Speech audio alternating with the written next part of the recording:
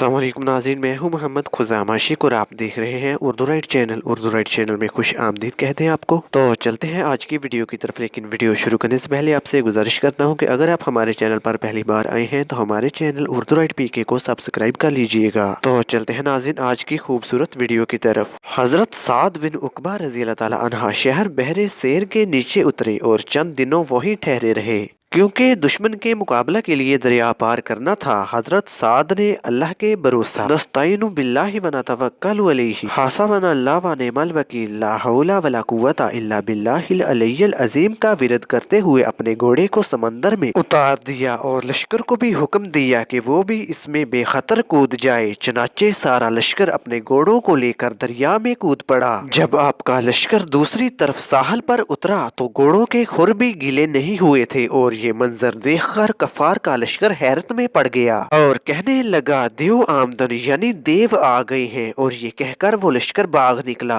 दुआ है कि अल्लाह ताला हमें साद बिन उकबा जैसा तवक्कल अता फरमाए, आमीन। नाज़रीन इकराम, कमेंट करके हमें जरूर बताइएगा कि आपको हमारी ये वीडियो कैसी लगी।